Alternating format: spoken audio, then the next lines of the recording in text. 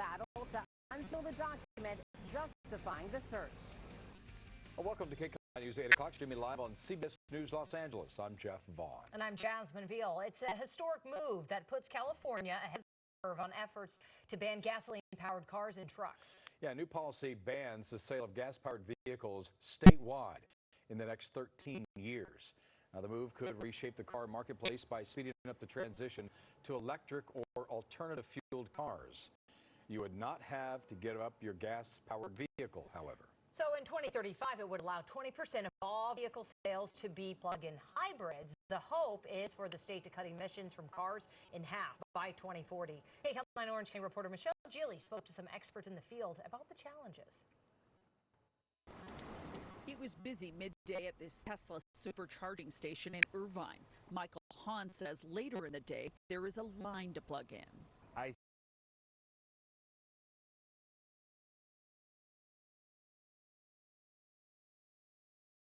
think the vision is we'll have less gas stations, more supercharger stations, and hopefully the grid and all the infrastructure will pick up for that. UC Irvine has done a lot of research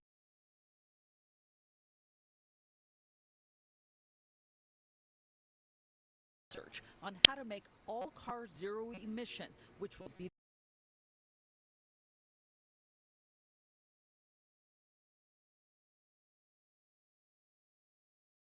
the law for new vehicles in California beginning in 2035. The grid does not currently have the capability to add millions of battery electric or even fuel cell electric vehicles today. So we have some time to make reasonable investments in the grid to enable this to actually happen and to happen well. This is just what Southern California Edison says it's doing.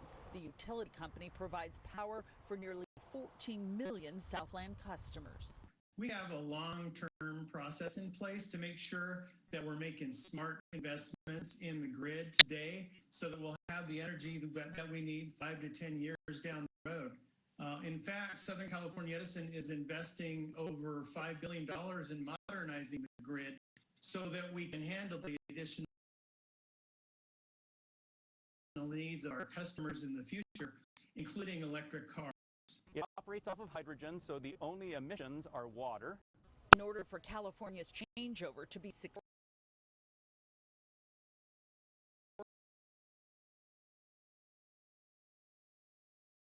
that if we try to move in this direction and only use battery electric vehicles, we will fail.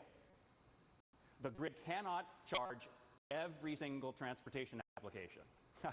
We must invest in both battery electric vehicles and fuel cell electric vehicles. the professor went on to say that if half of the drivers have hydrogen electric cars, they won't be relying on the power grid and can fill up at hydrogen stations, which are much like gas stations, that no doubt will become more readily available as we get closer to the year 2035. In Irvine, Michelle Gili, Kcal 9 News. Well, one day after announcing a $700,000 boost to Project Homekey in LA County, Governor Newsom has rolled out a new initiative to help those living in homeless encampments. A partnership between state and local governments will bring services, we're told, directly to people in those encampments. Governor Newsom called this a new type of outreach that puts service providers' boots on the ground rather than in an office. We're told it's modeled after agencies that provide emergency services to victims of wildfires. We're taking that model of benefits and we're bringing that now to the emergency that is homelessness in the state of California. Well, the governor said this approach is long overdue and is not a one-off. He expects every county dealing with homeless encampments to come up with a similar policy. A flash flood takes down part of a freeway. The eastbound side, look at this, of the 10 in Riverside County just collapsed in the middle of the Mojave Desert. That's about 70 miles east of Palm Springs. And the race has been on all day to repair